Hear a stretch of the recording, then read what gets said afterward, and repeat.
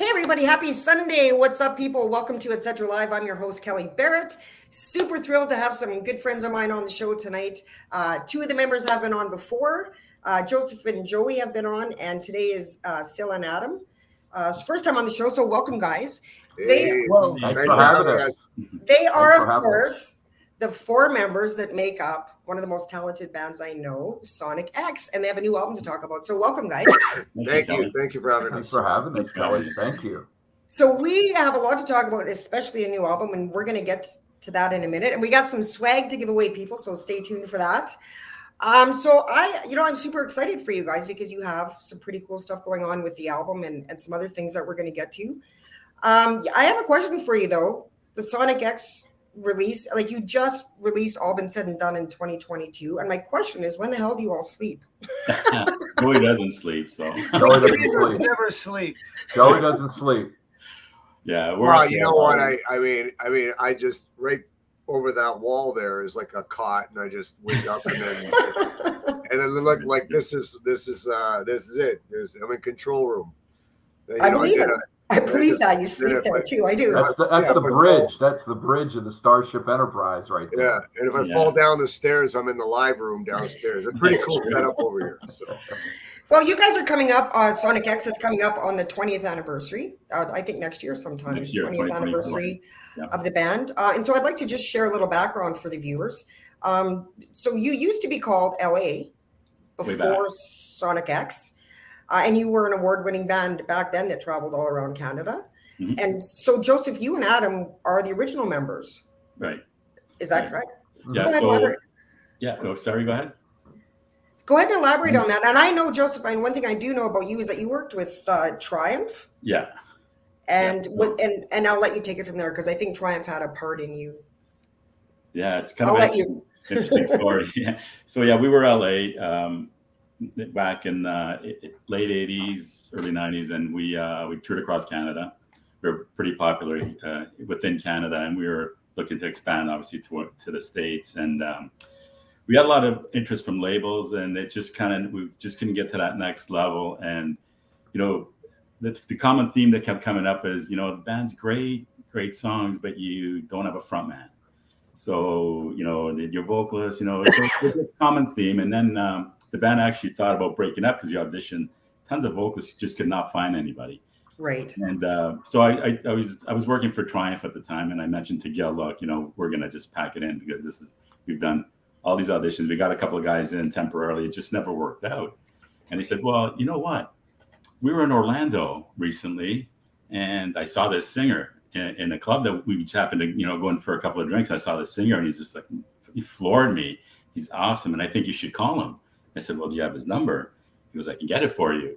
So Gil knew, and Adam can chime in after, but Gil knew, he went to an interview at a radio station that Adam's girlfriend at the time, I think it was your girlfriend at the time, was working at. And anyway, she invited him to the show. And then, so through Adam's girlfriend, Gil got the number for me. And I connected with Adam. 666. Yeah, right. So I connected with Adam, and I explained the situation, and I thought, kind of a long shot. It's a little crazy, a guy from Florida. He's on the circuit. He's pretty popular. What are the odds? Yeah. Is he going to move to Canada? Come up here from Florida. So I spoke to him. He was a really cool guy, and we got along really well. And I said, I'll come down and see you. See what happens, right? So I went down and I saw Adam in the club, and he just floored me. And at the time, this is a real story, because at the time I saw Adam, like about 3 or 4 songs in, I went to a payphone and I called Lawrence. I said, bro, we got our Sebastian Bach. Like, this guy is it. He is it. Like, he's I am nowhere near that guy. I'm not as that good of a singer. He had, come on. He had total control of the crowd. His voice was like, he just worked the room. I thought, we got to get this guy, because that's what we were missing, right? The band was hot. We had a huge following. We were selling out. Like, the band was like at that level, but Adam could kick us into the next gear, right? And then I'll let Adam take over what happened. Because I was going to say, Adam, you ended up living with Joseph, right? I did for like 2 years while we made the first record, or what we thought was going to be a record. And it was Joe. I was actually on the road when Joe called me I was playing in a club when they were like, hey, do you want to come up? This, that, the other thing, blah, blah, blah, blah, blah. And long story short, I was literally on a payphone at the club in Panama City, Florida. I remember it very clearly. And they're like, hey, do you want to, you think you might want to come up here and, take a listen to what we got, audition, this, that, the other thing. And I was like, yeah, let me call you back. I'll give you a buzz back. And I think I was on a plane, not shortly thereafter. I mean, it wasn't even a month later. I flew up, and of course, they bring me to the Metalworks. They really put on the show for me. I got to tell you, they really put on the show. They take me to the Metalworks. They put the music up on the big Metalworks speakers, and God is my witness. I was a duck. I was cool on top of the water, but under the water, my little feet were just going like this. These guys, I'm like, 3 hours earlier, I was in Orlando in a club, and here I am in the Metalworks, the legendary Metalworks. And they're like, so what do you think? They were cool. I was trying to be cool. They're like, so what do you think? I was like, yeah, I think I can hang out with you fellas. Adam was like, oh, let me check my, okay. Yes. In all humility, I was terrified, Kelly. I was terrified because these guys were on the level that I wanted to be at. I just didn't know, how to get there. And this just it sounds like a fair, it sounds like some crazy made up story. It was not. It just happened that way. And here I am sitting in the Metalworks going, holy crap, this is really happening. Okay. And Gil walks in too, right? Yeah, Gil walks in. And I'm like, now this is when I'm really trying to be cool. He walks in, I'm like, oh shit, that's Gilmore. I used to see him on MTV all the time. And, right? Oh shit. And the other guy is Mike Levine. And wait a minute, is Rick Emmett up in here somewhere? Because that's what I'm probably going to pee a little bit in my pants. Just a little bit. Just a little bit. I was going to get that nervous and pee a little bit. I try not to do that, but it happens. Right. But yeah, it was. What a great story. Crazy. What a great story, because you guys were, Joseph, you were equally as enamored with his talent. Yeah. And did you have any idea that he was enamored with the band? Like, were you both just kind of... He played it kind of cool, I gotta admit, I did. There was a lot of logistics too. Like, he lived in Florida, Are you American, Adam? I am. So you came over here and thought, these Canadian, they got it going on. Joe and I used to joke about it all the time. It's like, here I was, an American coming to Canada to get an American record deal. Yeah.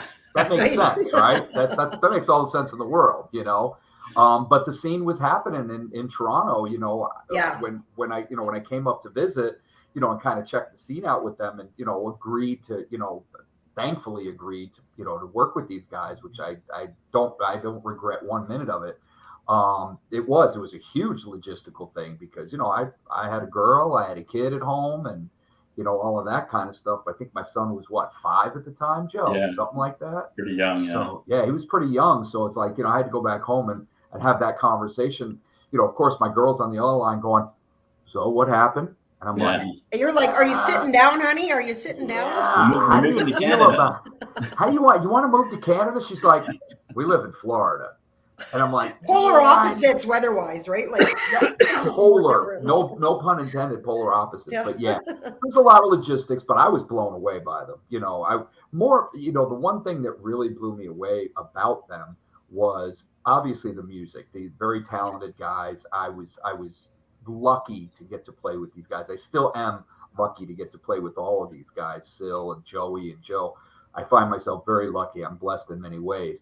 The thing that blew me away more than that was these guys were not the typical, we're chasing strippers, going out in the nightclubs and hanging out all night. Speak for yourself, no, I'm just. I was going to say, Joey wasn't chasing strippers? They were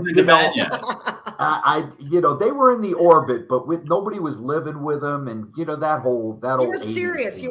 You were in it for the right reasons. We rehearsed every night. Yeah, we did. When I moved up, I lived at Joe's house, and we rehearsed every night except Saturdays and Sundays, right? Yeah. Right. If I remember correctly, No, we rehearsed Sunday too. Just Saturday, we go out and party a little bit, but yeah. But not great. The music was number one, and that was absolutely. And then Joey, you came along in 2015 on the Fall from Grace album, correct? Yeah. That's when I kind of entered officially, right? Because you were engineering, right? You were kind of Well, that was the 13 album, I guess. No, the 13. The record was recorded. All I did was at the time, I took the files and did the best I could. And then he actually sang on that record. Don't let him tell you any different. All I did was I did a lot of that kind of crap, right? But I didn't sing on it. Like Lawrence and I just kind of hung out near, and the only thing mixing and then writing the candy together, kind of like noise effects and all that kind of stuff. Yeah. And then it kind of then the story. Well, then the story got how I got in the band was with 2015 was kind of crazy for us, but not for the general public. But yeah. Well, but at the end of the day, 2015 is when I showed up in the group. When did I show up? You showed up during COVID, bro. Yeah. You never moved out. That's it. Joey was kind of, he was what are you doing? Let's just make music. Okay. And still you played on, you came aboard, to my understanding, correct me if I'm wrong, is you came aboard on the All Is Said and Done album, right? Yeah, some of the tracks. Said and done, some of the tracks were already done when I got on board. So, but I'm on all this stuff. This guy, we're attached at the hip in here. Even literally tonight, it looks like. Oh yeah, during COVID, I remember I'm chilling out in the back there, and I'm getting this text, and I get it on Messenger. Hey, what are you doing? It's like he's talking to me like he's known me for years. He goes, I want to write a rock song. I go, okay, come on over. I want to hear double bass. All right. Then I did all this truck. He goes, can I be honest with you? I don't like the drums. I would never have played that pattern in that song anyway. He goes, okay, play what you play. And I did it. Are you happy? Yeah. And then that was it. And then we've been attached ever since that. We've been tight. Right. You do vocals and guitar. And what all do you play? I always plays everything. Me? So. Yeah. Well, you know what? Okay. I'll pick up the guitar and I put the song together, kind of like a rough draft. And then everything gets kind of put together, and then it'll go out to Adam or myself and Joe and this guy, I don't have to call him because I just go downstairs, he's there.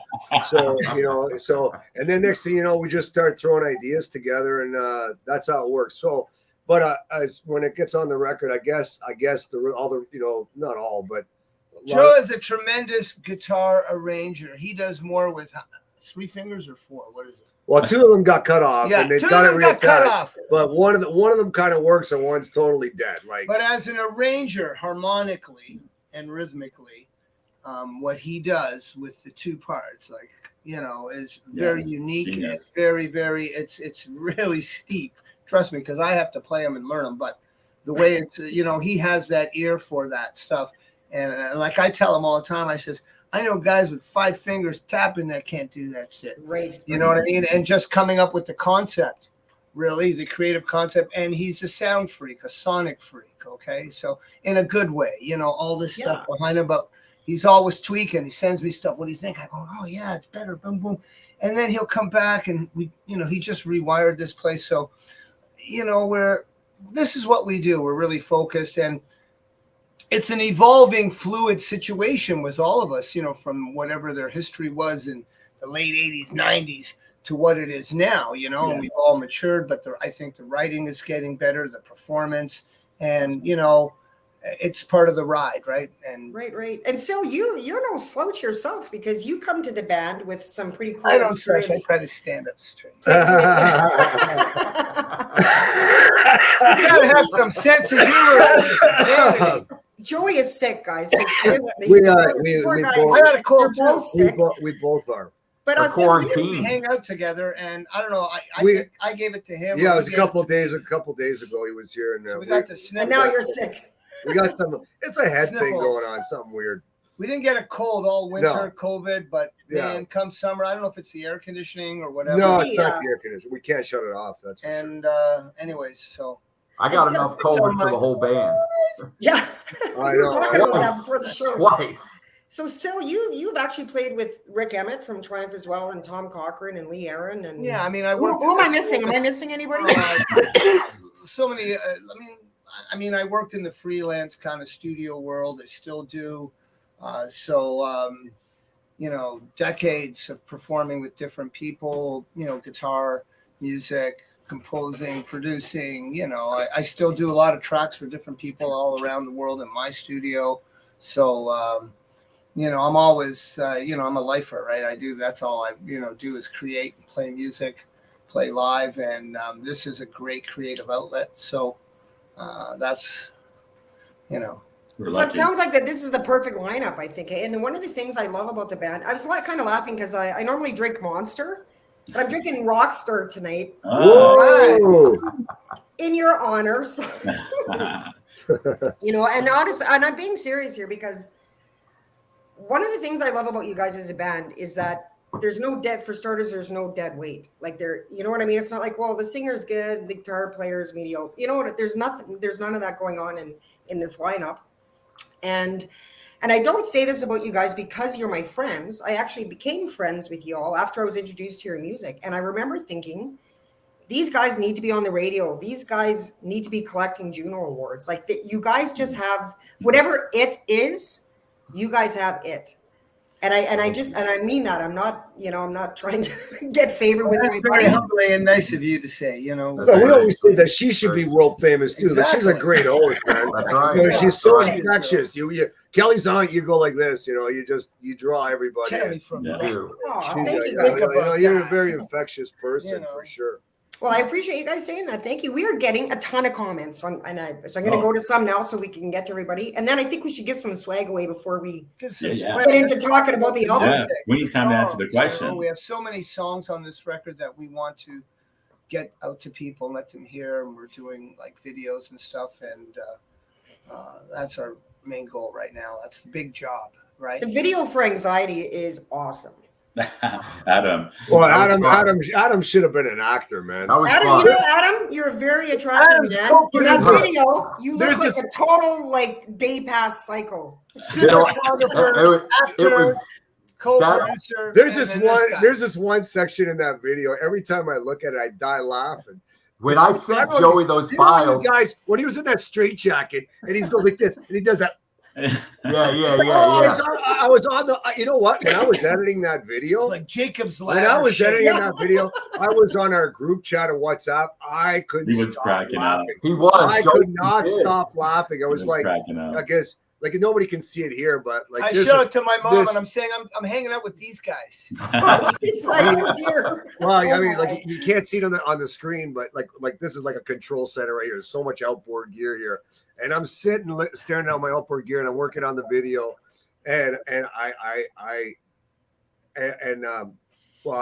we smoke, right? So there was one section. He just what do you smoke, Joey? What do you smoke? Right, you know what? Yeah. So anyways, you can't see, but there's the keyboard here, and I got all my compressors and EQs and stuff.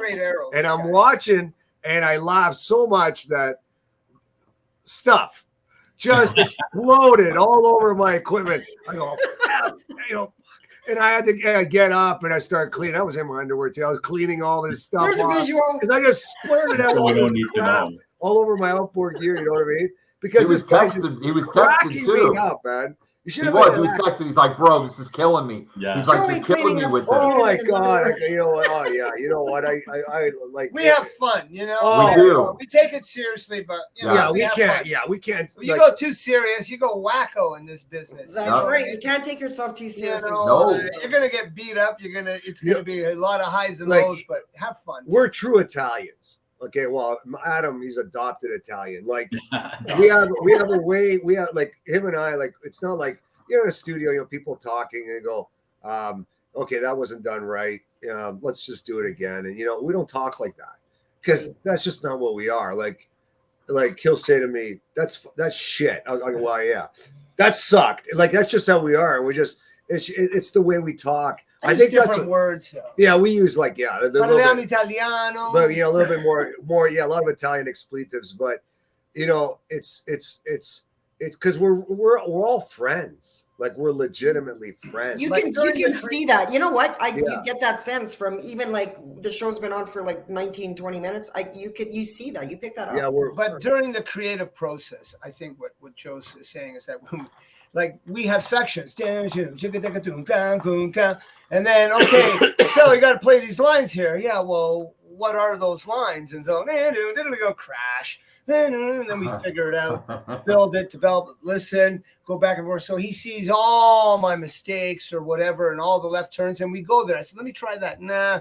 Then he says, try this, and I trust him. So. And, you know, being a studio guy, I'm always kind of like I'm at service too, right? So serve the song and you got to feel comfortable with people doing that because you're really kind of, you're exposed, right? I mean, you're trying to deliver something emotional. It might work. It might not work. And there's a lot of not working out, but that's part of the process to kind of get to where you know where it needs to be, but you know you're not there yet. And then you come back the next day and you go, okay, yeah. And then so... But he's great to work with that way because I just sit there and let me try it. And then I go for a smoke and he will loop it. And then I figure it out and then relearn my parts. But that's very generous fun too. It's very great generous. because at the end of the day, when you have that slice of pizza and you're listening back. Yeah, we always got pizza. You know, we say, I noticed that. Yeah, we did something and good. Coffee. You know what I mean? But you know, like brutally honest. You know, like I don't mean that. Like, there's so many great guitar players. This guy can play. Like he can play. Trust me. People have seen him. He's in here. He can play. Like, of course he can. What? But I don't want to hear all that typical shit. Heard it since the 60s. Right. Like guys, that's what he tells me. It's all that. You know what? I know guys can go fast. I know guys can go all this crap. But when I hear a solo, I want to go through a journey. I want to hear something. Right. I want a story. Right, like that Nuno Melodia, señor. Yeah, so like even though like that song by Rise by Extreme with that Nuno Betancourt solo, which was done in 2019, like Eddie the steer of the story, Eddie Van Halen went to his apartment and he didn't want him to hear it yet because it wasn't quite done. Well, when you listen to that solo, it takes you through a journey. Like you're like, oh, shit. Okay, now we don't write solo sections that long. But if we did, trust me, we're not gonna just mail it in. We gotta music like we're creating it. We're creating a journey. Like some it's kind not of like a blues where we're improvising. And even our jazz tune, you know. Even our lyrics, it's not like "Ooh, baby." We got 16 bars to say something and keep the listener. Take them to heighten that lyric because it's always the vocal and the lyric when it comes to songs. Even though I like what you just said, Joey. Sorry to interrupt. I like what you just said. Our lyrics are not like "Ooh, baby." No.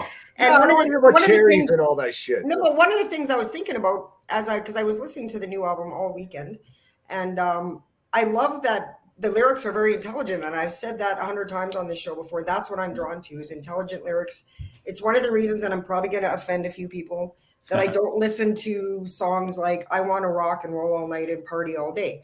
I have no use for music like that. But when lyrics can paint a picture in my mind and transport me out of my mind into another world where it's thought provoking, and a lot of the songs on this album do that. And I'm going to get to that when we start talking about specific songs. But I'm just happy that you brought that up because I hear that in your music. They're intelligent lyrics. You know, the lyrics, the music, the guitar parts. Is it simpatico with the lyric and what's going on around? When you have like with him and I, like this record, I think, well, because there was a transition. Adam, poor guy. Fuck, I love this guy. He got really sick. Hey, sorry, Bal. It's all right. It's okay. He got really sick. And what happened was we were in the middle of the record. So on this particular thing, I kind of took over the vocals because he was really sick. You know what I mean? So I sang a little bit more. Right. Going forward, no, we're going to go like, instead of like 70-30 like we did here, we're going to go 70-30 the other way, toward Adam, because he had a really, really, like we were crying, like it was serious shit going on. I was in ICU. It was really bad. Yeah. Like him and I, we were on WhatsApp during the whole process, like, because Joe was busy at work and he was doing his shit. So him and I were going back and forth. So it was an intense time.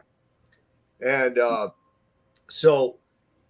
moving forward, like he's going to be singing a lot a lot more. And we like, so back to lyrics and things like that, you know, like we have to take everybody through this journey. You know what I mean? Like, I mean, I hate using that word, but I think I'm talking too much. You take over. Well, Adam, you sing 3 songs on the new album. Is that correct? Yes, that's correct. Anxiety, All in my Tomorrow, head.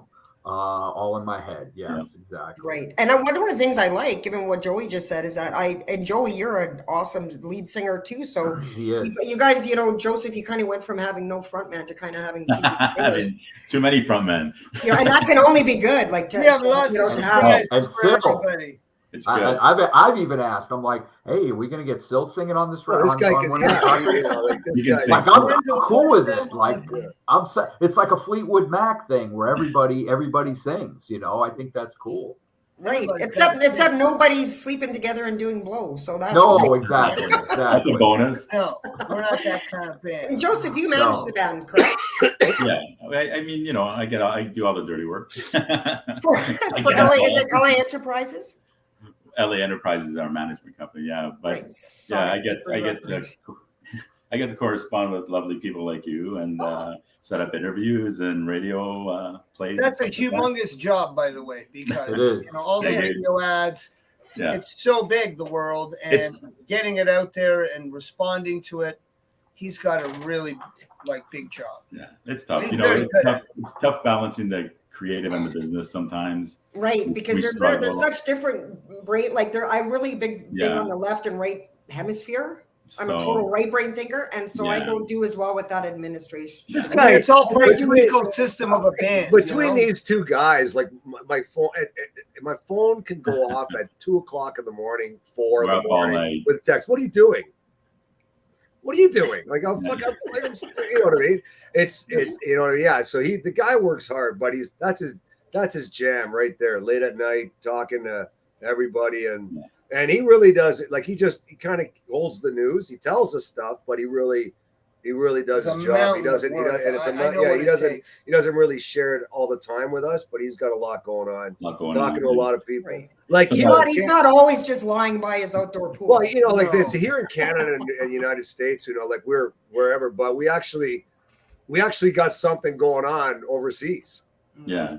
You know what I Tell mean? me about Brazil, that. right? Like Was it South like America? oh, but no, you know that I walked into Long McQuaid here, like on the last record. I walk in, like get something for drums. The guy goes, Joey Greco from Sonic. I go, how the fuck do you know that?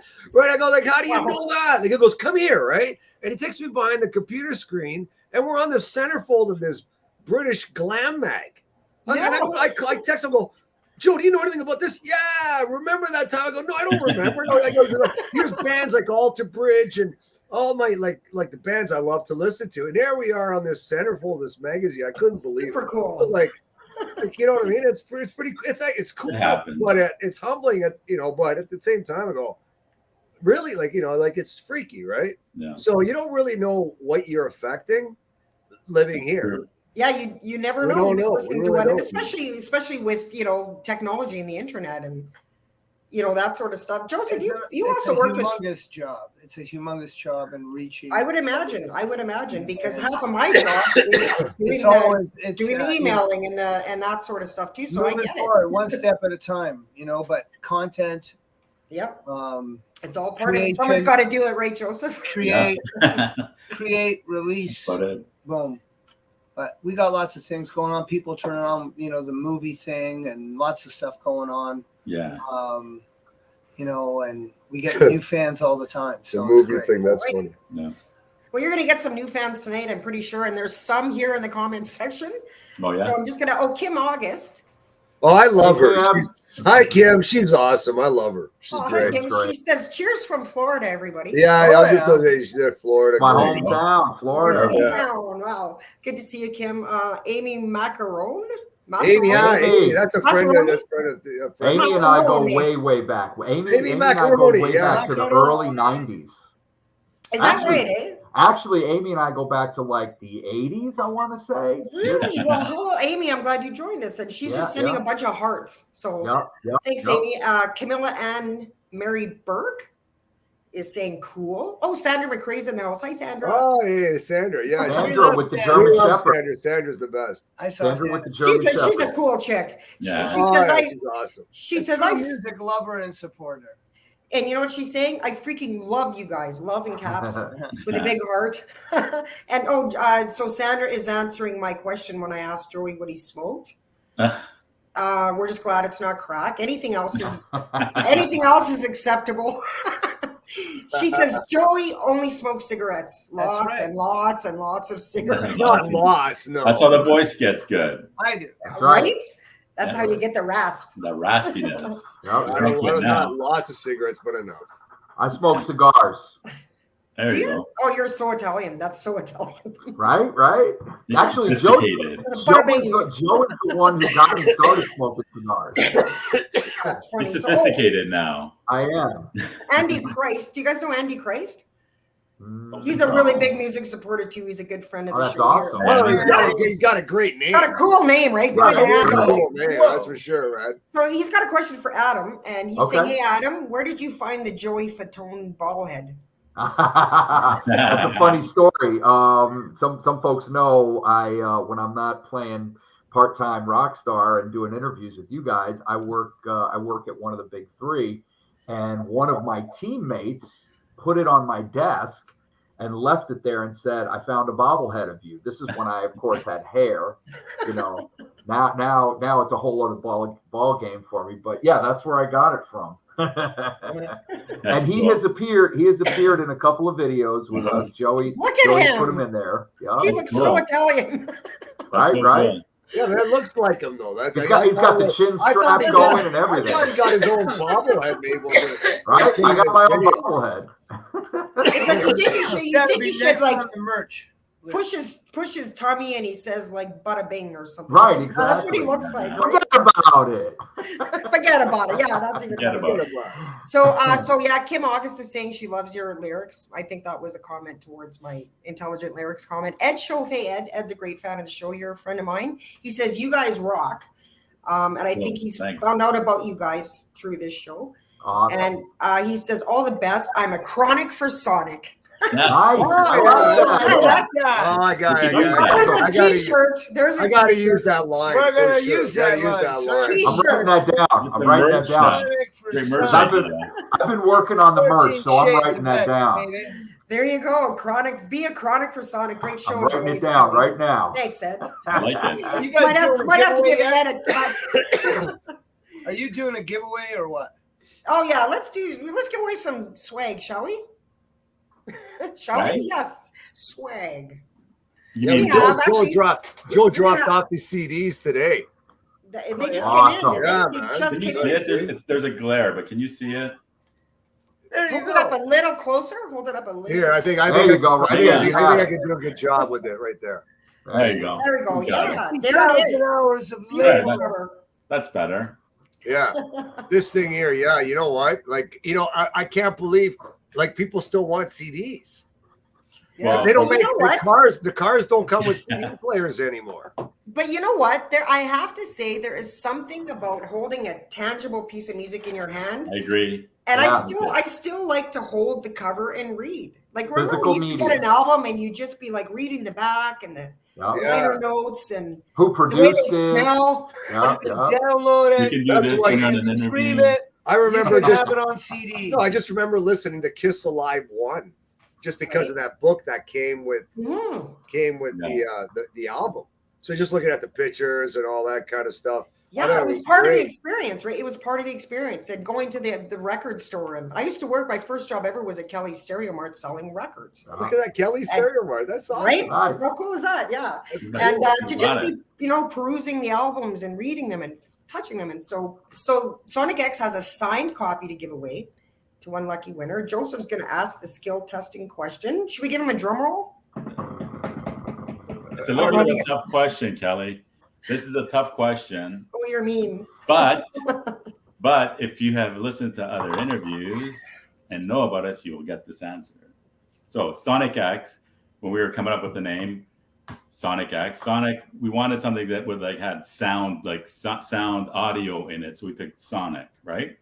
Cool. And then, so Sonic And what we want to know, what does the X stand for?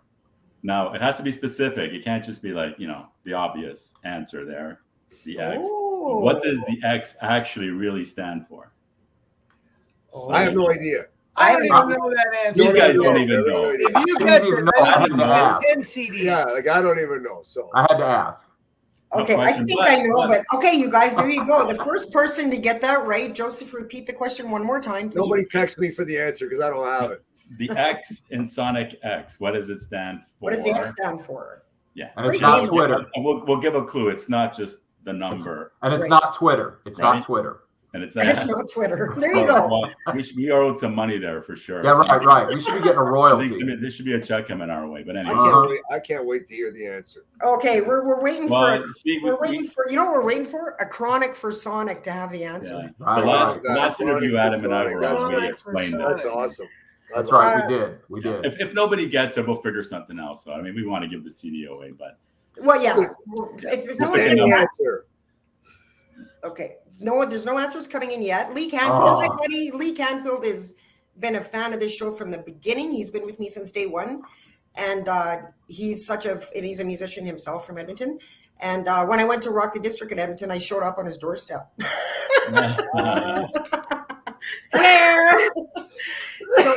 So he just wants to talk about the new CD because he's pretty excited about that. So he's saying it twice. New CD. Jennifer Davidson Lanners is saying, I love this interview, guys. Yeah, she's a sweetheart. Hi, Jennifer. She's a sweetheart. Hi, Jennifer. Mary Davis says, you guys rock. Hi, Mary. Todd Cook says, hi, Kelly. Another great interview. I love this band. Oh, thanks, man. Thank you. Anytime you're in Toronto, hit us up.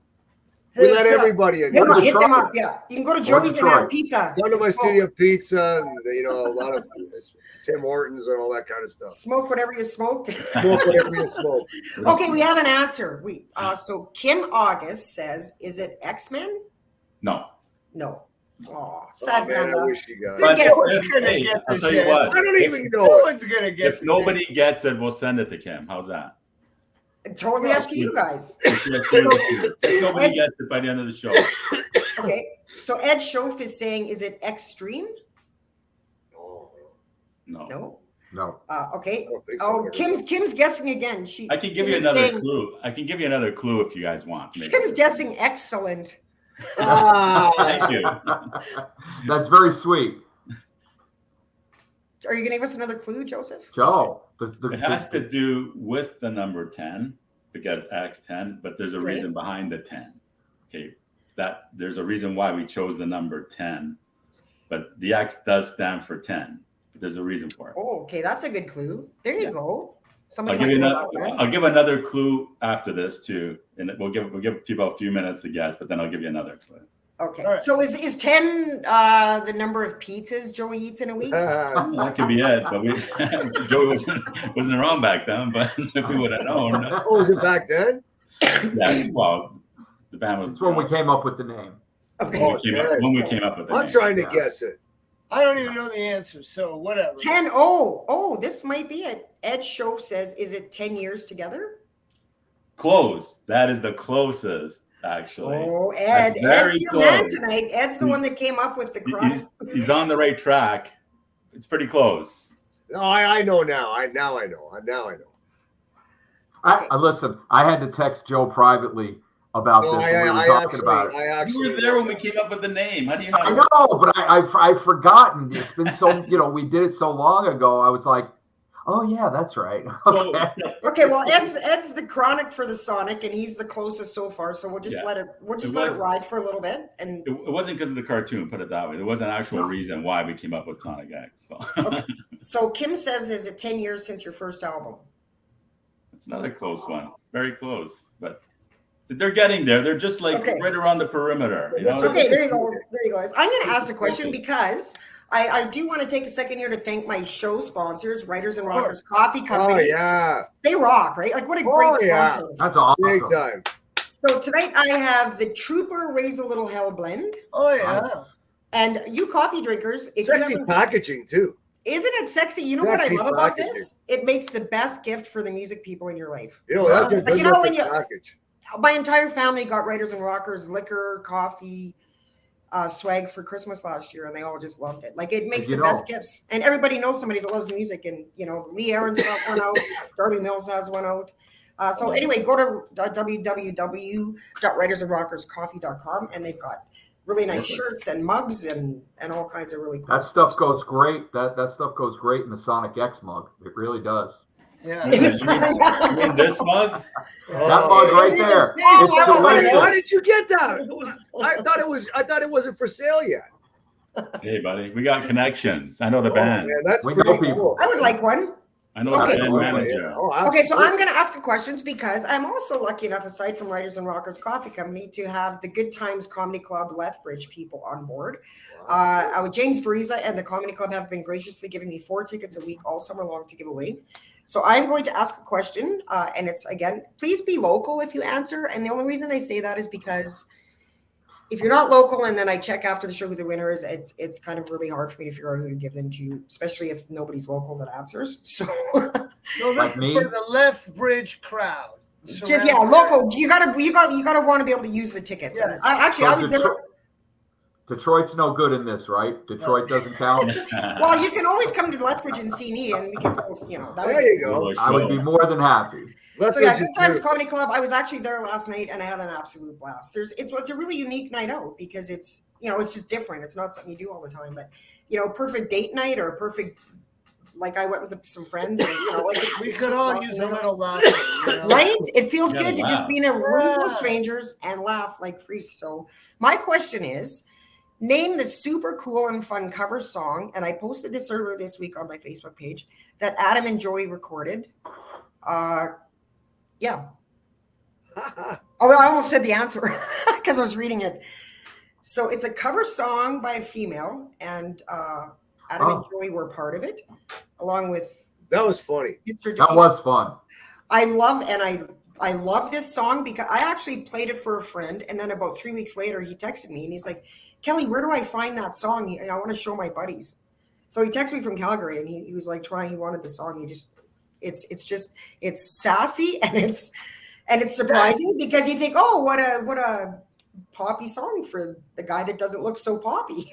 And then when it shifts into the heavy, it's awesome. So anyway, that's the question. First person to answer that. As she dated, can I tell you who she dated? Because this artist, the singer, okay. She dated Adam? Jacques Villeneuve. Who? She dated Jacques Villeneuve. The driver, Gilles Villeneuve? His son. Jacques. The F1 driver, Formula 1 driver. Yeah. Look at her go. Yeah, I couldn't believe it. That's why, to be honest with you, that's why I did the song.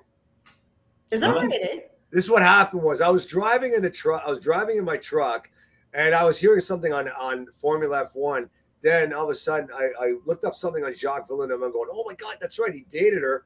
And then I started doing the song in my head. I'm going, hey, that's pretty cool. Came to the shop, texted him, say, I got something coming your way. Fucking threw the guitars up right away. My buddy JD just came over. He just came over to hang out. And JD. He messed around on it. He just kind of like did the solo and just messed around and faked, whatever. But he played a bit on it. And then I sent it to him, and then he takes it to another level with his acting, with his stuff. It's brilliant. We're getting some answers in here. So Jennifer Davidson Lanners is saying Poker Face by Lady Gaga. No, good guess. Good guess. No, that's not the one. That's not correct. Well, we did do that one. Well, we did do that one. We did do that one. Yeah, we did. Excuse me. Kathy Belfort is saying that was a great song. So she's heard it. And Mark St. John's, so he's got a potential answer. He says 10 years when the original lineup first rebranded themselves from being known as Zara White. Yeah. You got it. That's the answer. Is that it? Yeah. Winner. We have a winner. Mark St. John. I'll explain it. Mark. I know Mark. Yeah. The band broke up in 94. We were Zara White, LA, right? And we reformed in 2004, 10 years. So we chose the X because of the 10-year gap. So Sonic for the sound, X for the 10 years. So you got it. You got it That's right. a great story. Congratulations, Mark St. John. I'm gonna go, Mark. You get a free CD, baby. And he's local. Exciting. And he's local. Hey, save money. Save money on shipping. There you go. I'll even personally And it's deliver signed. to him. Okay, let's talk about the new album. I know this is like Lee Canfield happened. So one of the first things I have to compliment you on about this album is what I absolutely love is the self-contained diversity within the album in each song. Do you know what I mean? Like it's well, there's different grooves, but it's still, it's 14 Shades of X, right? I mean, that's how different grooves, different feels. Yeah, we got. That's a story on how we came up with another that. Story. That was one of my questions a little further down, but go ahead, Adam or Joseph. Do you yeah. Well, the name. Okay, what happened was I went downstairs, and I was a guy. So, here's the guy positioned up against the wall. I was going to the washroom, standing up, and I'm on the phone with him in speaker, and I'm going, and he goes, "I just heard the record." I go, "Yeah, I know. It's got like 14 different types of sound, 14 different flavors." He goes, "Fuck that. It's 14 Shades of X." And I'm going, "Holy shit, that's a great name for a band." Just like that, hey? And then I washed my hands and I texted him. And then I shot it down, Kelly. I'm like, the album's already done. The album we just said, so what? We'll change it. And then we'll change it. We had the album work already. The album was going to be called Sonic. Well, 14. It was going to be called 14 XIV. And then these as guys, opposed to 13 album. Yeah. 13, well, 14 songs. We were talking on the phone. We said, no, that's got to be it. 14. And then, if you notice, the clock has 14. This clock here has 14 dials there, 13, and then the X. So it all kind of came together. But then when Sil said that, I liked it. But it was like we were so far down the road with the album work. It was like, man, like the guy's gonna flip out. But we didn't care. We didn't care. We had to work harder, but we made it. What was the name of the guy who designed our Jeff DeBurry? He's on Digital Revolution Radio. He was great. He was a trooper. He know what? He said, "We got one more change." And he was a great guy, and he did it. You know what? God, thanks, Jeff. You're a great guy. That's awesome. Yeah, I like 14 Shades of X. Yeah, you know what I like that's got a ring. I remember the other day when you were talking, you were doing a promo for this show, and then you said, "I'm gonna have Sonic X, 14 Shades of 10." I go, "I like that too." Yeah.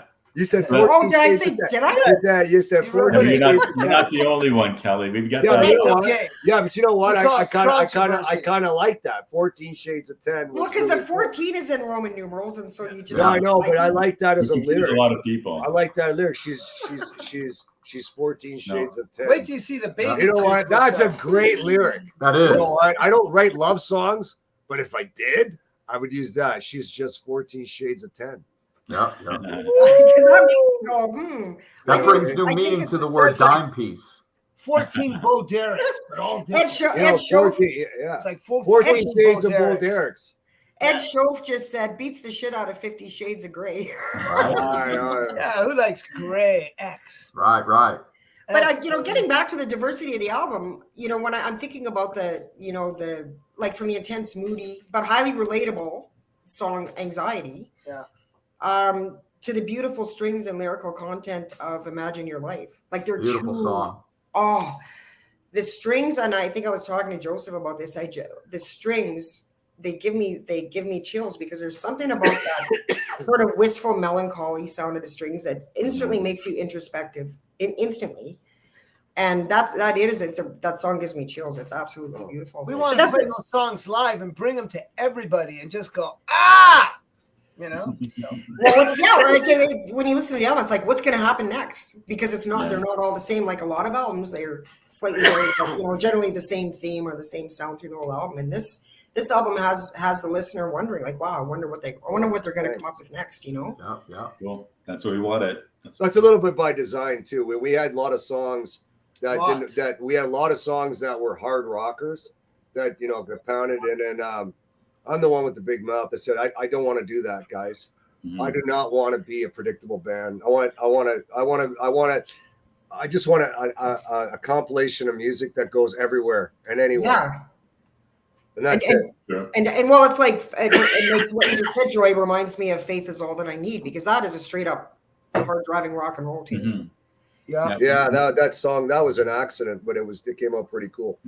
we could have made a heavy metal record, but this is kind of a little more. Yeah, we just wanted to go all over the place. Yeah, you know? and you did that, and that's what I mean. The album is full of surprises, right? And I'm a real fan of Imagine Your Life for sure. Cool. And next single. Oh my! Is that's going to be the next one? Wait to see the video for that one. We have time. That's it. Right. You're gonna cry. Based off a true story, right? Yeah. That's for sure going to make me cry if it's a like on this album, there's See You in Heaven, Imagine Your Life, and Tomorrow. No, there's tomorrow. No one wants me. Nobody wants. Okay, Nobody Wants Me. See You in Heaven, Tomorrow, and Imagine Your Life are based off of true stories.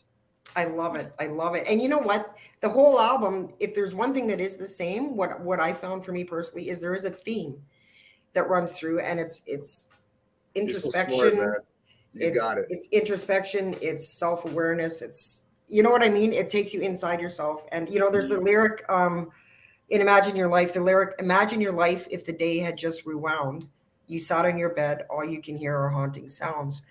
That's like 2 lines. And it's so powerful, right? Because again, it forces you to be introspective and think about your life and think. And I can't. That's the Greco, buddy, right here. Yeah, the strings, and then it becomes really powerful. Right? Strings, I love the strings. I'm giving you Italian lessons, so when you watch this, when I write lyrics, I have a TV going. Like, you can't see it, but we got friends on here.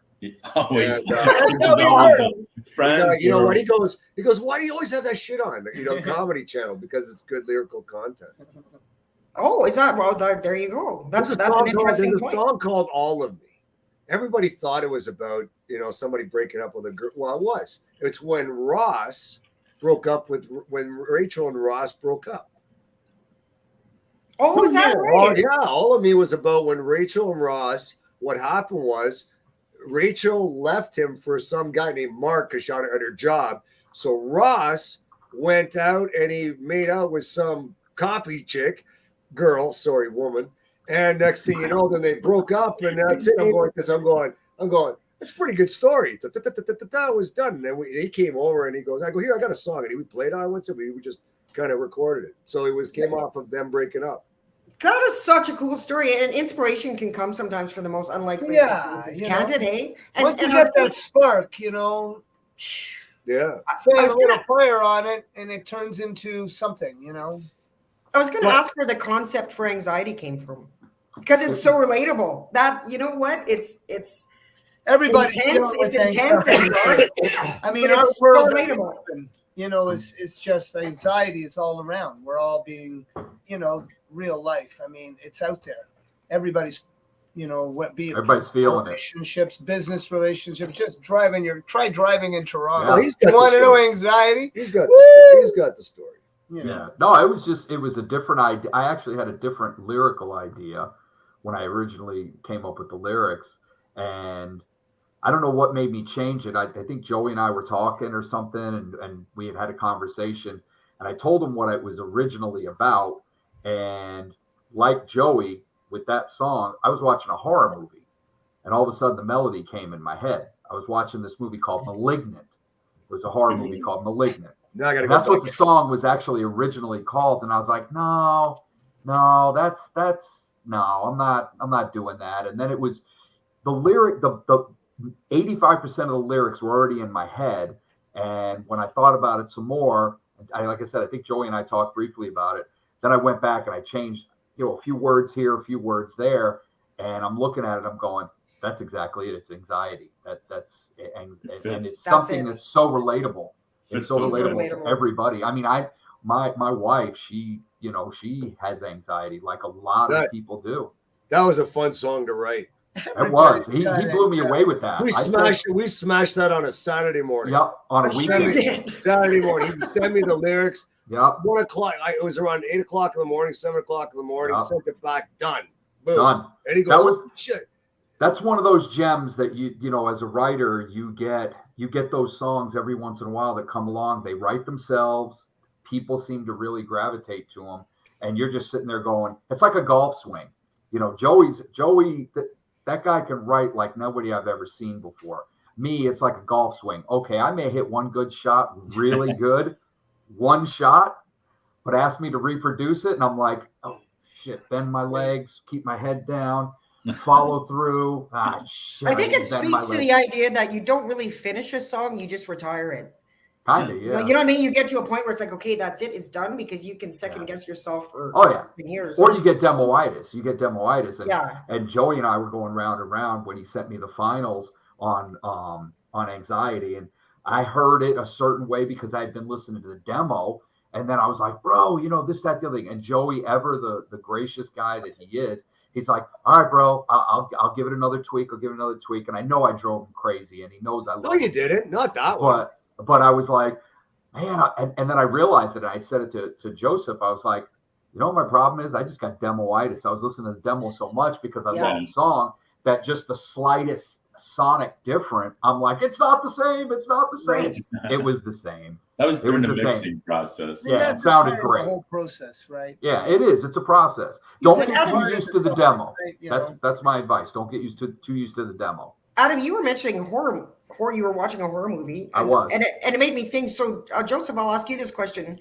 So, Sonic X has written a couple of songs for a horror movie that's coming out. Can you tell us about that? Yeah. So, a while back, I have a friend of mine who's in LA. She's in the movie. She's a production assistant for a movie that's being shot.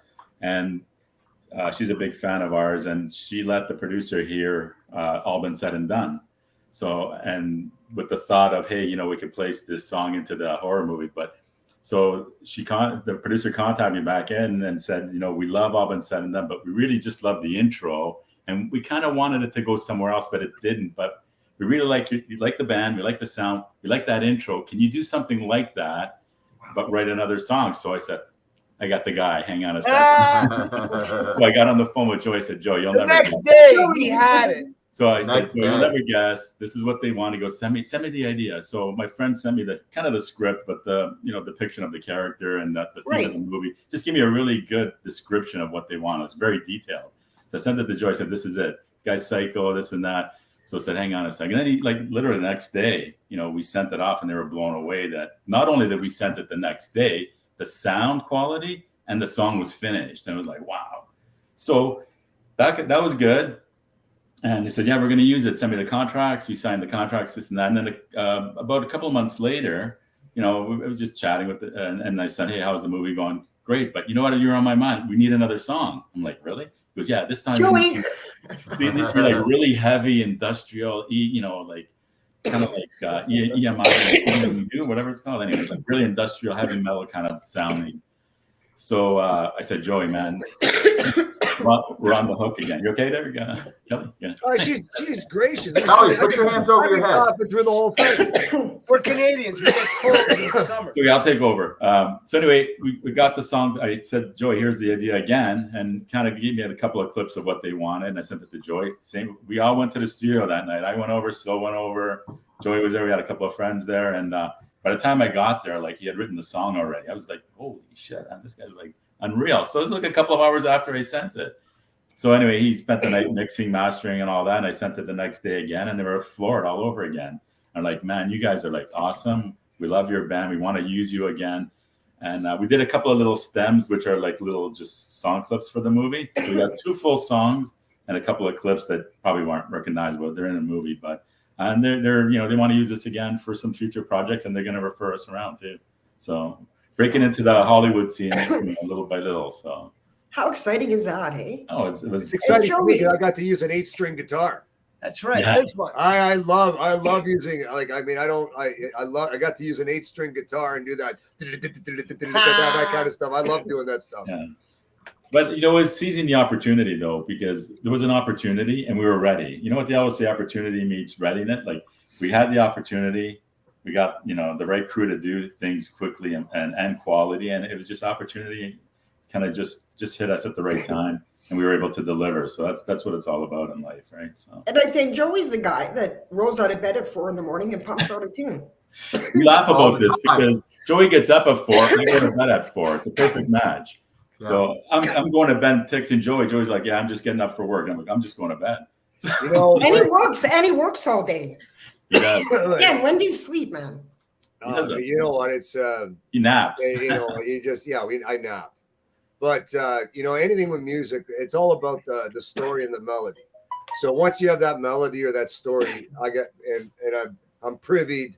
I worked hard, but I built this place so that it's all plug in. Like we have like 6, 7 amplifiers, 8, 9 cabinets, all mic'd up. I just press buttons. I have everything. Yeah. Everything's at my 1, 2, what? 3 drum kits? 2 drum kits in the He's line. awesome. The electric drum kit. And everything's plug in and play here. So if I have an idea, I'm able, without working on like what sound am I going to use, I just have it in my head. I just dial on any other amp. I just turn on these different amps until I hear what I hear, and I'm able to.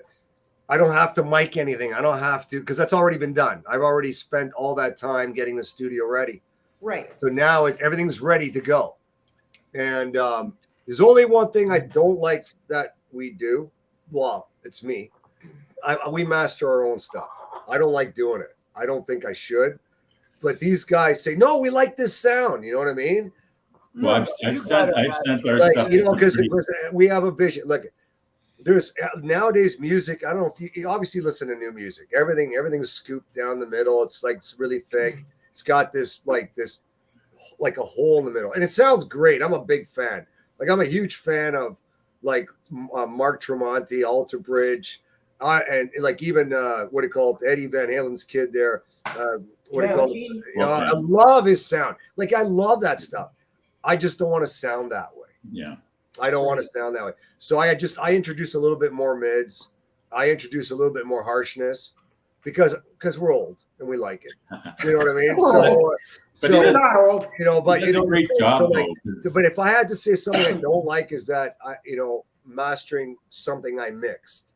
Yeah. But Kelly, it's hard. It's hard to be objective. It really is. Yeah, but if you had somebody else doing it, I don't think Joseph. Yeah, no, I'm just saying Joey's like really understating his ability to master, because I think so. I think you are. I've sent our songs to some pretty heavy duty producers. Like these guys are like radio guys, top notch, and they raved about. I mean, I've had conversations on the phone with these guys. Okay, like, you know what? That's good. He's very good on the right track. I'm going to interrupt you, bro. First, 1 second. See, what happens is with all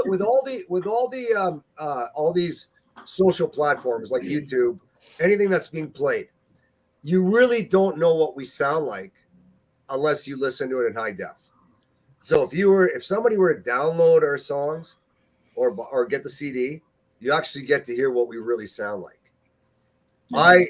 There's certain things that you would do when you master a song that would fit on YouTube better, that would fit on Spotify better. Yeah. But I don't do that. I know what it is. I just don't want to do it because I care more about the person that downloaded our stuff. Right. Of course. So when they listen to it on their stereo, they're gonna go, "Holy shit! It sounds like the band is playing on your lap." But by putting it on Facebook or Instagram, you really don't know what the band sounds like. It doesn't do it justice. No, because it's all squashed a bit. Right, it still sounds great. Yeah, so I know how to make it sound good for YouTube. I do. I just don't want to do it. I'm one of those hardcore guys saying, no, I'm mixing for that person who's actually gonna bring it home. Right. You listen to it on your home stereo, you will know. Trust me, you'll notice the difference.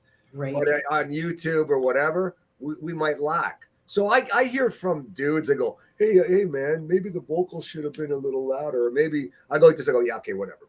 I mean, don't you just want to go? Oh, shut up. You know what? Listen, they're entitled to it. What's the point of saying it? Right? I know it drives them nuts. But all the stuff. No, it doesn't drive me nuts that they say it. I couldn't care less. No, not about that. But that stuff, like all the stuff, my heroes, all the stuff I love.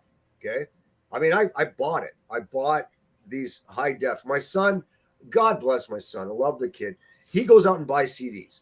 So I said, hey, bro, give me the CD. I say, buy this. I give him the money. Buy the Alter Bridge record. Buy this. And I ripped the song. I listened to it in here. Okay. Trust me. Like they sound great on YouTube, but in here, when they, compared to ours is almost like 3D. But you don't really hear it on YouTube. You don't. Right. No, you don't. There's nuances that get left out. But if you hear it on your home stereo or in your car, it sounds like the group is playing. Or through earbuds. I bet it sounds. Earbuds, I can't tell you how many back Yeah. and forths we have. Still, check it out how it sounds on, Facebook or on YouTube, comparing, and then we A/B with either other artists, trying to find that kind of happy medium, because every platform has a different algorithm, how they squash the sound sonically, and him being like, that's his thing, and I know like he knows how to hound in where those frequencies are. It's a real intense art form.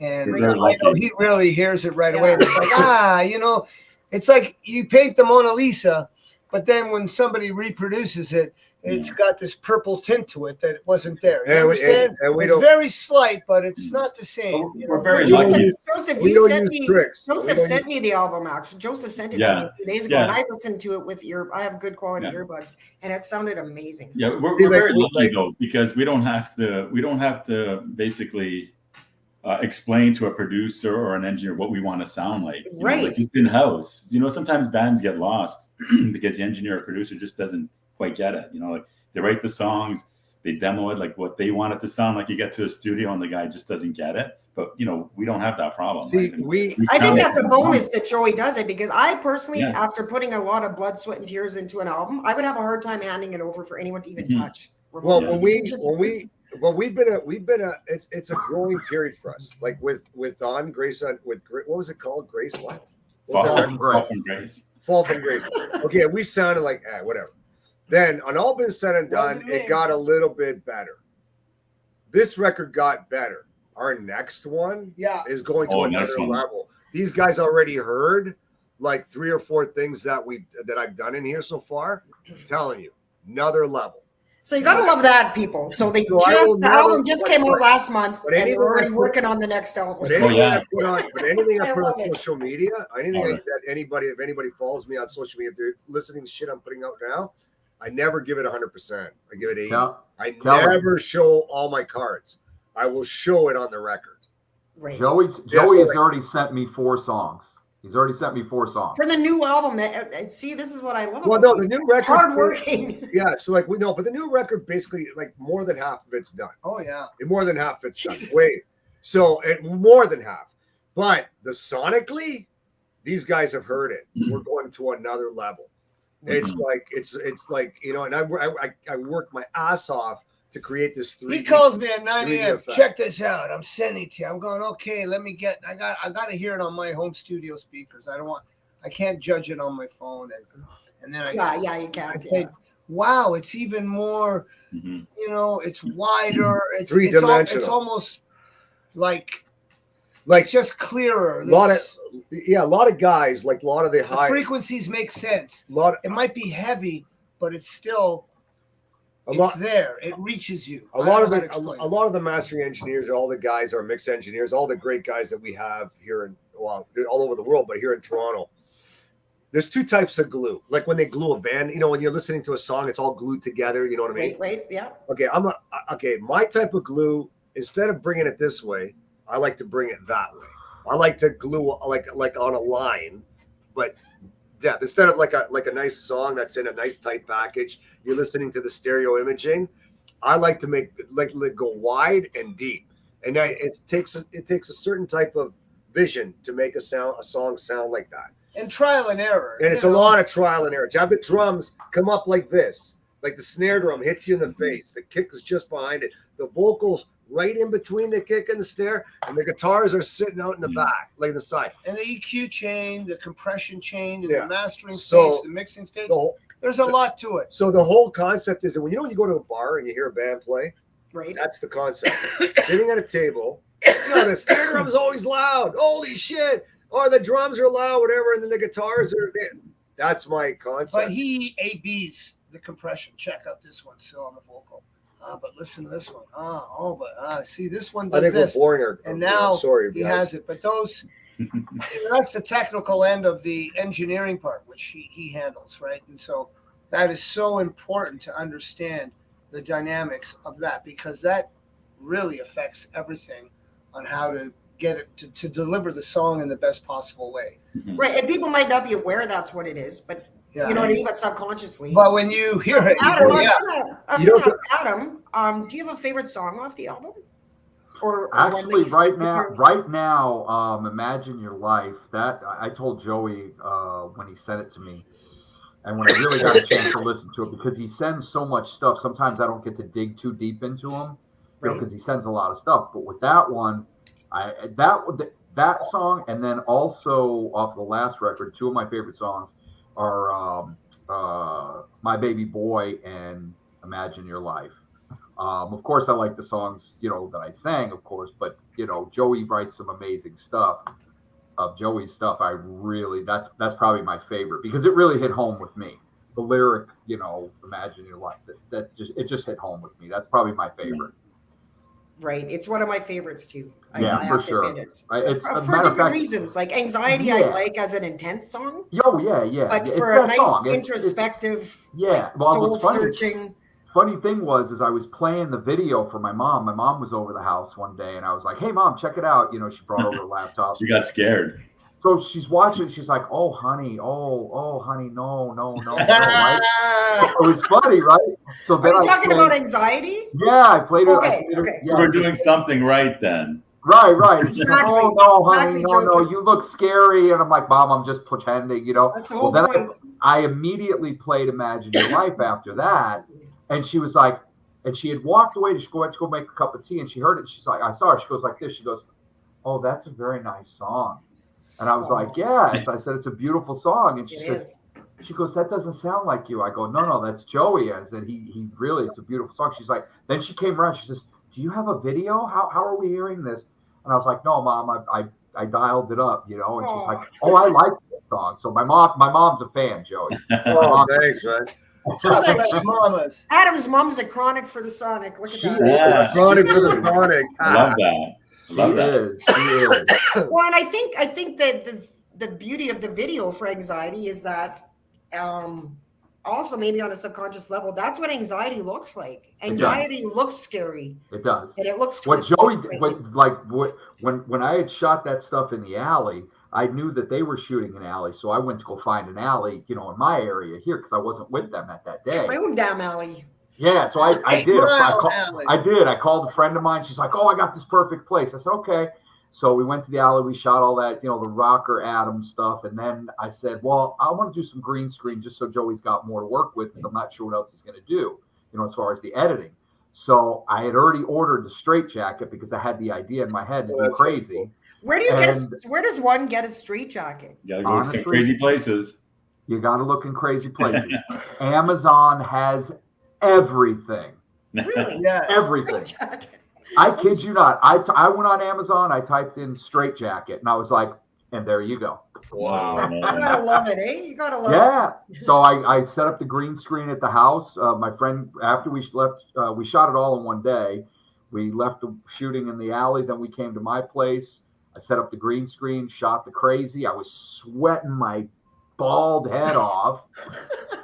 I was like, we got to do this in a couple takes because I'm just dying out here, So, but it was fun. It was a lot of fun. It was a lot of fun, and I'm glad people seem to like it. It's the guys said it earlier. We like to have fun. You take the work serious, but you can't take yourself too serious. You just got to have fun with all that stuff. Right. I think the message I hear from you guys is take the music seriously, but not yourselves. Not absolutely. Right. I'm a jackass. I'm an idiot. I'll be the first to admit it. I'm a clown, I'm a ham. I'm a clown. So I'm a little serious. I think we're the only band that I think we're the only guys that do videos or something without any makeup at all or any eyeliner. Like nothing. No, I did eyeliner for the Did crazy. you? I smeared it. I use makeup all the time. I haven't put on any makeup since I was. Yeah. I smeared it so I'd look crazy. Visual arts. Anxiety it needs makeup, right? Because it adds to the crazy look. I wanted to sink my eyes in. I wanted to sink my eyes back a little bit more. So I took the eyeliner and then I smeared it all over and rubbed it on my head, to look like I was busting around, You look like you're on a day pass. It was good makeup. I was on a day pass. And even my friend, when she was shooting it, she goes, "Man, you do crazy really good." Yeah, it's kind of scary when you think about it. Joseph, do you have a favorite song? Me? Yeah. Oh man, I don't know. it's hard to pick just one. Like every time I listen to the album, I like go, but I find a different song. Yeah, it's kind of. I mean, Imagine Your Life is the obvious. I really like Anxiety a lot. Like I think I'm stuck on that song a little bit more than these guys. But those two hand in hand. Tomorrow's a great song too. If you listen to that.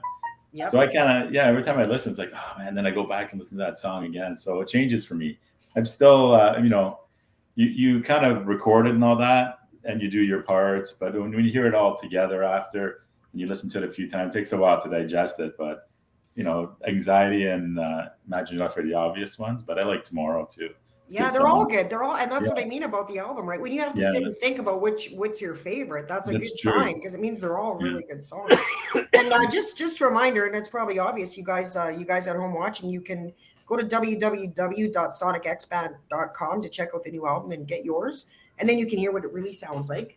Yeah, we're all the streaming services and all that, so you can all the usual, yeah, of course. And so, will there be any live shows coming up? Well, we've been passing around the set list lately, so that's a good start.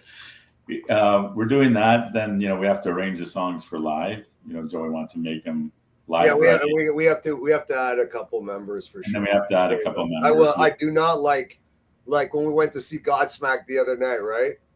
We do not want to play the tracks. Right. No way. They were tracking? Well, no, not them. They were honest about it too. Yeah. So some of the songs we probably would rearrange them, but it would be nice to have like another guitar player, maybe either I play drums or we grab a drummer and him and I just start going back and forth, like jumping around like crazy and have percussion and stuff like that, or keys or whatever, right? But it's something definitely we're seriously. It'll be entertaining. We're definitely talking about it for sure. But I do not want to play the tracks. There is Lethbridge has some really good places you could play. Just saying. We're definitely going to come and see you. Oh, that would be lovely. You come for dinner. I'm a pain in the ass when it comes to all that stuff. I don't like tracks, and I don't like trick. Like even in the studio, I don't like any tricks. Sing the song. I don't like tricks at all. I think that's integrity. I don't think that's a bad thing. I think that's musical integrity for sure. Yeah. I fought with him, but he goes, bello in Italian means beautiful. He goes, I think you could tune that a bit. I go, screw that. I sucked that day. That's the way it's going to stay. But then he makes me, so then I end up pulling up the mic. I end up playing, a couple notes or replaying a couple notes, but I'm not like, you know what? I watched that movie Sound City with Dave Grohl about the board. Good. And that was a great documentary about that board. And I never will forget when Tom Petty goes, "Hey man, music's not meant to be perfect." Mm-hmm. And I agree with that. I do agree with that. I agree with that. It's not meant to be perfect. And you know what? I'm not going to sit and mention any names, but I've been involved with people that are so friggin' anal where I just want to go, you know what, dude? Shove it up your effing ass. I go. Oh, mention a name. I'm not mentioning any names. I don't want to do that. No, don't. It sounds like you're programming the drummer as wooden arms. Like I'm not into this quantizing. Like you gotta play in time. You gotta keep it cool. You gotta have a great groove. But when you can start quantizing, start snipping and everything, and do a lot of grid quantizing. I'm not into that, man. That's just not. It's not real, man. Right. So here's kind of a serious question for y'all. I'm going to ask everybody this, and we'll start with you, Adam. So where, like in a perfect world, where do you see yourself 5 years from now? Like ideally, where would? Ideally, I'd like to be, putting Sonic X records out, making more videos. Ideally, I'd love to, be playing shows. Because that's the one thing that I feel that I enjoy more than anything else. And don't get me wrong, I like doing studios and videos and everything like that. But to me, I've always just been the live guy. I love playing. I think that's the payoff.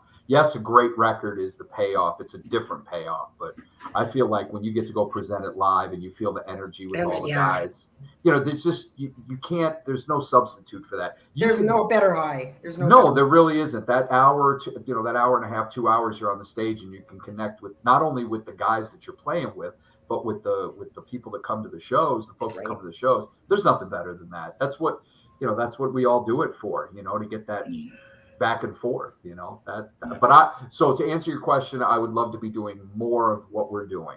More shows, more records, more videos. We get to do what we want because we're a self-contained unit.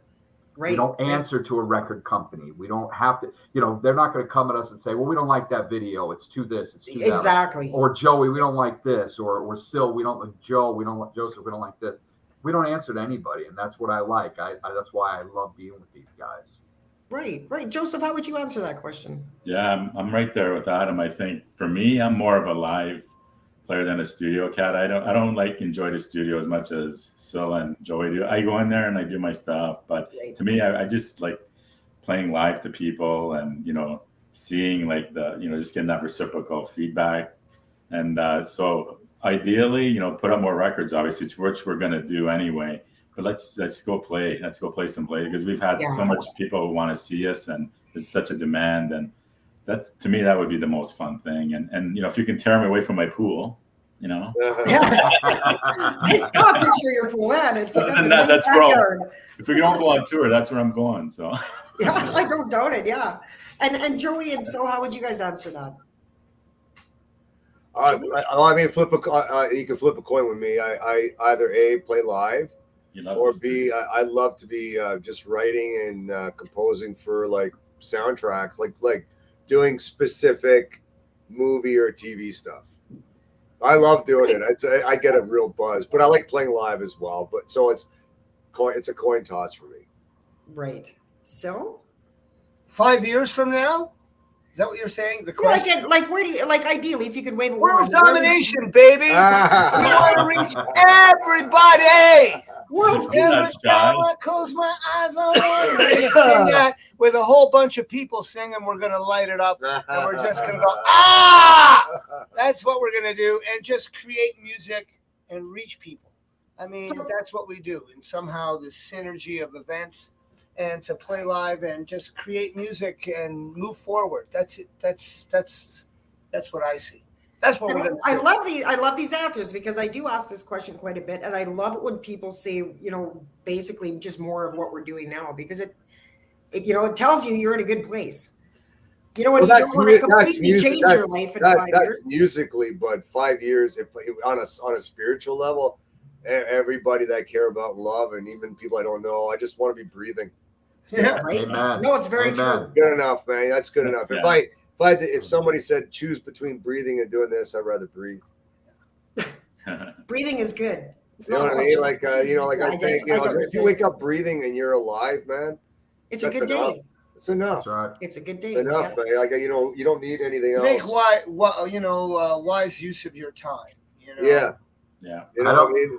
I don't just wear it in the videos. There's too much of this going on all over the place. Is that a cross? Not enough of that. Every day, right there. I can't see it. Is it a cross? Every day. Every day. Yeah. I don't just wear it in the videos. Right. No, that's good. I think that's spiritual. The spiritual component is hugely important, right? And I think, and I'm going to get a little bit deep here, but I think for me as I get older, I think that the end goal is joy, not happiness. Peace.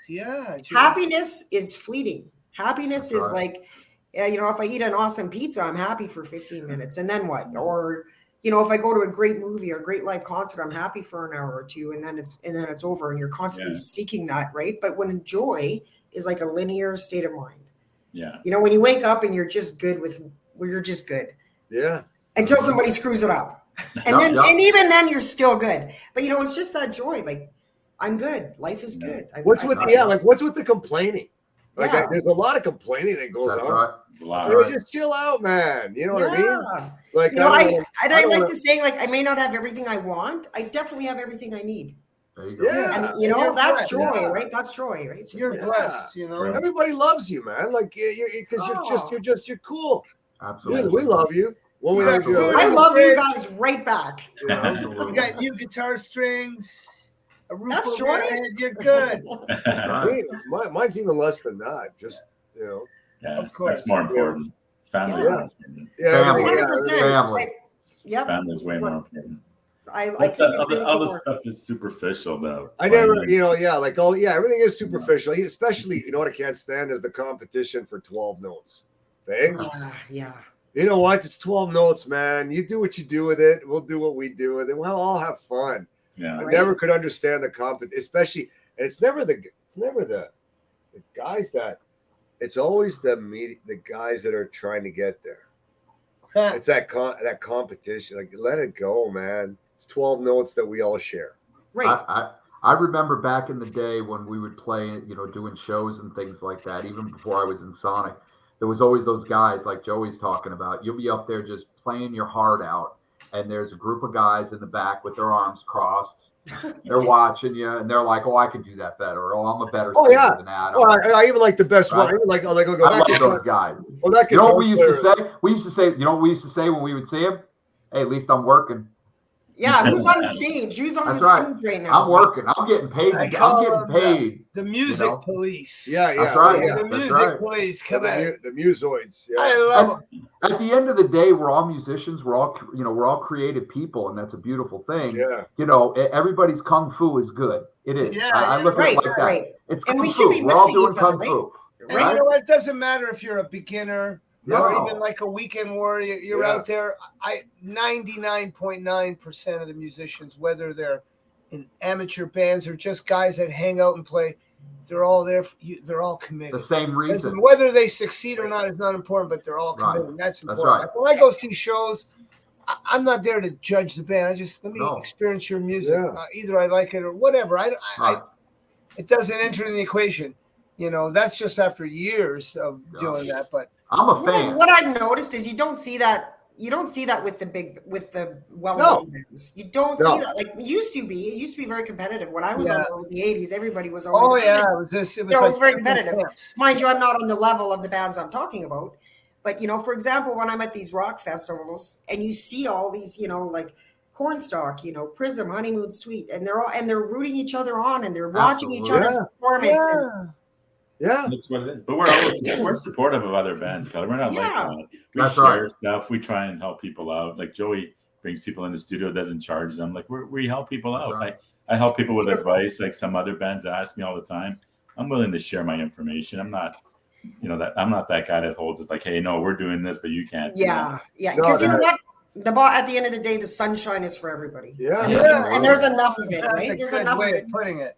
Yeah, I know personally some guys that are very competitive, and I'll never say it to them because I don't want to be mean, but in my head I'm saying you guys are fucked. You just all are. There's something wrong with you. They're not woke yet. if you can't be happy for your friends that are in the game like you are, like if you can't go see a buddy of yours band or something like that and give them praise and encourage them and all that kind of stuff, what does that say about you? You know what I mean? Exactly. You may not necessarily be 100% on board with their style of music or their level of play, but support them, build them up, don't tear them down.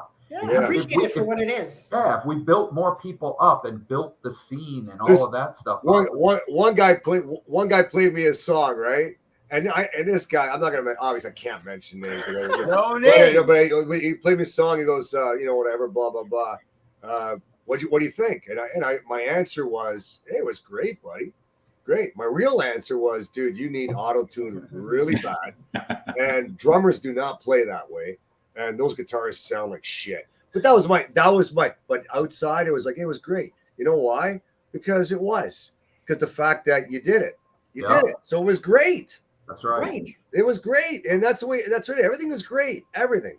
Because everything I do is a lot of things. Even if it's somebody at a weekend jam and they're singing Pearl Jam and they're at a key, they got the guts to get up there and exactly. It'd be like going, you don't see me getting on the ice with the Toronto Maple Leafs and making an embarrassment of myself, but they have the guts to do it. And I said, man, go for it, man. More power to you. That's right. Because I think the whole point in music is to unite souls. Absolutely. Music is for everybody. Right? The moral of the story for everybody. That's right. The moral of the story is we all rent 12 notes. We don't own them. We rent them. Exactly. I like that. Good point. I like that. We just rent them. We don't own them. True. Love it. I'm going to take a few more comments. So first of all, Mark St. John is just thanking you guys for the CD. Yes. So tell him that we need his address and stuff. You know what? I'm going to deliver it to him personally. Mark's Are a you? solid. Mark's a There great you go. guy. Still's Mark's a going to great guy. deliver it to you personally. Mark's Mark. a great guy. They're all good. Everybody's great. Kim, everybody. Because I believe he's still in like the GTA kind of area, and if he is, I'll tell him I'll deliver it to him personally. Mark, make sure you let somebody. Anybody that could even if answer it's that just question, me, delete. He can hit me up. make sure that you answer. Okay, make sure you we'll get in touch with Mark. Okay, perfect. Jennifer Davidson Lanners says yes, live shows, please. Mary Davis says I would love to see you live. Amy, is it macaroni or macaroni? Macaron, I'm sorry. She says, Adam, you've always been a rock star. Salute. Love you guys. Amy, I'm telling you, you guys don't really understand. I've known Amy since when I just came up and I got the opportunity to play. He's God rest his soul, he's departed these days, but that's how I first met Amy, was through a mutual guitar player, friend of mine by the name of Mark Carter. And Amy, even to this day, we still keep in touch, and she's just she was there back in the day when I was just a wee little lad. Yeah. So to be here talking to you and Amy's still here, that just, and I know it's not just because of me. I know she loves Joey, and I know she loves the overall thing, but it's just great that she's still here. I'm so happy. We love Amy too, man. She's I never met her in my life, but when she's got this smile, she smiles just like lights up even my phone. She does. Like, wow, Amy. You know, Amy, are you feeling the love? She's a really sweet. Like, I don't know her, but I know her through Adam. And she's just a sweet person. Like, she's a wonderful lady. Right. There's some good people out there. Right, there is some good people out there. Absolutely. Yeah. Well, I fell in love with you right away. You're the best, Kelly. Like, Kelly, speaking of that, you do have to get the CD because you got a special thank you in here. So I do. Yes, you do. You mentioned that to me. I am unbelievably touched that you would thank me on the back of your CD. Seriously. Yeah. I could almost cry right now. We'll send one to you, okay? I would love that. Thank you so much. I really appreciate that from the bottom of my heart. I'm touched. No problem. I'm verklempt. I promised myself I wasn't going to cry. Well, we did it for a few reasons. You're not only a great Sonic X supporter, which you are, but you also just the whole music community. Like, you're so positive. You're great. Your show is great. You treat people like really well, and you ask great questions, and you bring the best out of people. And I love that about you. So we thought, thank you. We want to honor you on, give you kind of, it's one thing to say thank you to people, but you got to show it sometimes, right? So that is showing it in a big way. I love it. I appreciate it. Thank you. We've been blessed to meet like yourself, with like people like yourself. We've been blessed to meet a lot of nice people. I bet everybody's been so kind to us and so good to us. Yeah. We love the German interviews, hey? Oh, they're fun. They're like, they're everywhere. Everybody's so nice. Everybody's so nice. And that's the way it should be, right? Those are the people that get that the sunshine is for everyone. Everybody's got something going on. Like, your show is great. Like Shay's show is great when we did show. Like, everybody that everybody's so nice to us, and because they deserve it though, because they're good people. Everybody's got something going on, whether it's a radio station, internet station, whatever. Everything's got someone. We're all team. We're all big. It's just one big giant pasta eating family that's got to help each other out, right? Right? We're all walking each other home. Isn't that what they say? Yeah, we're all just walking each other home. Yeah. Before we close here, Joseph, do you have any social media info to share or news? Yeah. Is there anything that we should mention? Well, yeah. I mean, we kind of reach all stuff and whatever, but realistically, if people don't have money to go subscribe to streaming and this and that, we put our songs on our website for free. So if anybody ever just wants to listen to Sonic X, go to the website. It's free. Whatever you want to do after that is up to you. But if you just want to listen to us, it's on there. It's free. But the CDs are out. But right now we did a limited run. So if anybody wants to DM the Sonic X page, I'll arrange to get them to you for now until we do another run, and then we can put them on our website and so forth. Our website's the best place, www.sonicxband.com. And then we have Twitter @SonicXBand, Instagram, all the stuff, Facebook, we're on there all the time. We're trying to grow our YouTube channel, so please visit and subscribe. And we're gonna put a ton of new stuff on there. I understand coming up, so it's gonna be a lot. We had that conversation today. There's gonna be a lot of that was a long conversation. A lot of lyrical, took me 3 days to. We're not gonna do video for every song, but there's gonna be a lyric video for all the songs. Perfect. Yeah. And you know what? I love that you guys would put it on YouTube for people to enjoy. Of course, if you do enjoy the band and you can, support them otherwise, please do so, because we'll put a tip jar. This stuff costs money and stuff like that. But also check it out on YouTube. Go to www.sonicxband.com. Well, we just invest. Check out whatever we make. We invest to make more, make more music, right? Make more stuff to make things better. Like this rig, is $500,000. So it's not to pay it off; it's to put more into it to be able to keep giving us, providing us with music. Going different, whatever, right? World domination. Still in his role. I love it. He's so funny, man. We just want the music out there, whatever way people can listen to us. You got to go to Germany and play in Germany, man. They're crazy there. Never mind, man. You go where she is in Alberta, man. The rock and roll. Oh, yeah. The music scene is just so. Home of the Green Machine, man. The music scene in Lethbridge is amazing. The's I know. 4 or 5 live venues. I've seen it. I might take a screenshot for my parole officer. I'm doing the same thing. I got to send it to my mom. Oh, guys, it has been an absolute pleasure. And so, once again, everybody, Joey Greco, Sil Simone, Joseph Cumbo, and Adam X. Adam X, do you go by these days, Adam? Just Adam Jackass, whatever. Adam X Troy. I don't know if he used that name or not, but it's been an absolute slice having you guys on. Thank you so much. Thank you for having us. Thank you, Kelly. So much fun, Kelly. And you guys check the new album out. I promise you're going to love it. Check it out on YouTube, all the usual platforms. Thanks everybody for tuning in. Once again, a huge shout out to Writers and Rockers Coffee Company and Good Times Comedy Club. Next week, I have, you're going to want to come back next Sunday too, because I have Zero and Diamond from the Kings. Whoa! Yeah, those guys. Nice. Remember this beat goes on and what a great song. This beat goes on. The keyboard player. What's his name? The keyboard player. Didn't they just switch into Glide too? Well, it's kind of one song. It's kind of one song. What a great! Oh yeah, those guys are. What a great sounding record at the time too. Really good. Yeah, and they have a new album coming out. They're making new album, and they have a new. So we're going to be talking about that. So hopefully you guys tune in next week too.